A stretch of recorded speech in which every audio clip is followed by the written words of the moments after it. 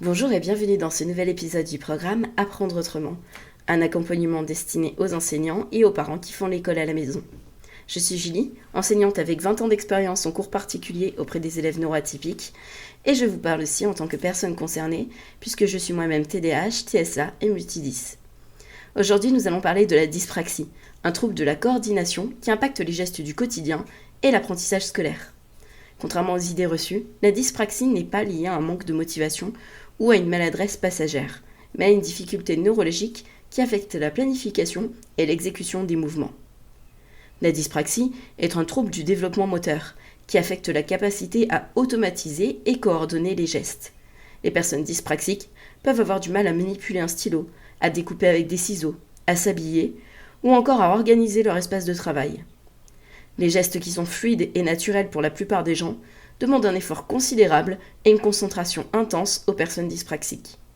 Ce trouble peut aussi affecter l'orientation spatiale et la perception des distances, rendant certaines activités comme la lecture d'une carte, la gestion des lignes sur une feuille ou la prise de notes particulièrement compliquées. Les élèves dyspraxiques rencontrent donc plusieurs défis à l'école. L'écriture manuscrite est souvent une source de frustration, car elle demande une coordination fine, difficile à automatiser.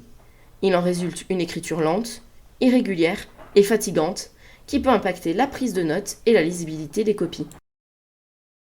L'organisation des affaires scolaires peut aussi être compliquée. Ranger ses cahiers, structurer ses feuilles ou suivre une séquence d'activités demande un effort supplémentaire. Enfin, la participation à certaines activités sportives ou artistiques peut être difficile, car les gestes nécessitant une coordination précise sont plus difficiles à exécuter. Alors comment adapter l'enseignement ? Pour accompagner un élève dyspraxique, il est essentiel de limiter la charge motrice inutile. Par exemple, autoriser l'utilisation d'un clavier au lieu de l'écriture manuscrite peut grandement aider à compenser la difficulté de l'écriture. L'aménagement des supports est aussi crucial.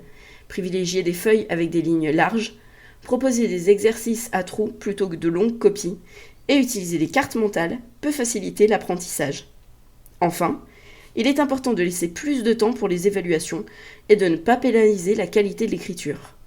La mise en place d'un repérage visuel clair avec des codes couleurs et des pictogrammes aide aussi à organiser l'espace de travail et les consignes.